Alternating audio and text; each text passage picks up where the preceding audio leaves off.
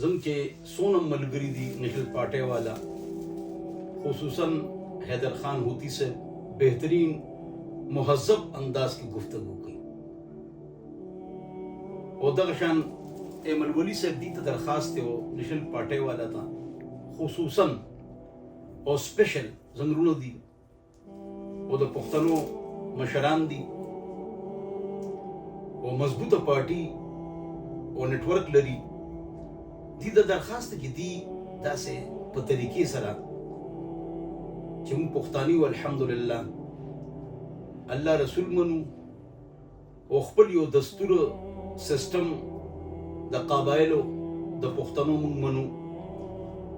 نو په دې میډیا باندې فحاشي بهایي د فلمونو او ډرامو او د تھیټرو په صورت کې ډېر عام شوی ده، او داسې چینلې دي چې پښتانه چلوي او پښتانه بدنامېږي. نو دا صرف د عالم دین ذمہ داري نه ده چې دی به په دې موضوع باندې خبره کوي. زنګ ملګري پښتانه د ډېرو پاټو ډېر مشران دي ماشاءالله، نو دی د پښتون د حق د لپاره خبره کوي.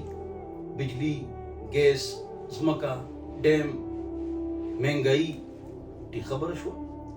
نو دی له دا هم پکار دي چې ځان ته مونږ پښتانه وایو، عزتدار پښتانه، حیادار پښتانه، او پښتون نوم د حیا دی.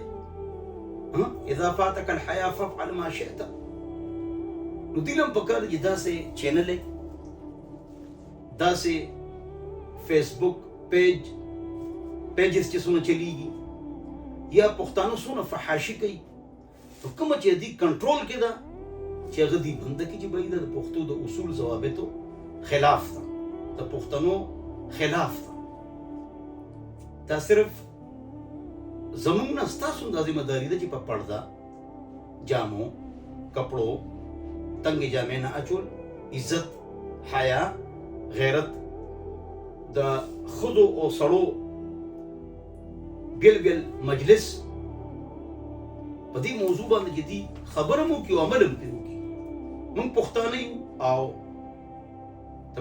د ښځې لپاره یا کور دی یا ګور، د دې به موږ څه مطلب بیانو، څه مطلب بیانو زما محترم. یا پښتو کې یو کندل دی ملی، ټانګه ملی، نو ملی څه ته وایي؟ ملی څه ته وایي؟ ملی هغه سړي ته وایي چې همیشه ښځو کې ناست دي او خندا بړکا کوي. اټ از کالډ ملی. دې ته پښتو کې ملی وایي. پښتو چې کوم مطلب دی متلي دي یا دې کوم غیرت او حیا والا کارونه دي چې هغه مونږه سپورټ کو، د هغې مونږ خیال وساتو.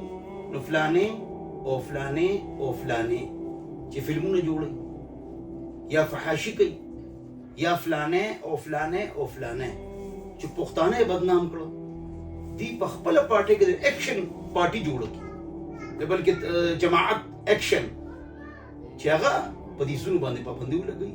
آئین تحت، قرآن و سنت تحت د پښتو د حیا او غیرت خیال دی وساتي او دې دا سیستم جوړ کړي او په دې د مشوره وکړي او خدای تاسو له اجر درکړي، خدای ستاسو نه راضي شي. زموږ په دې خبره باندې تاسو مه خفه کېږئ.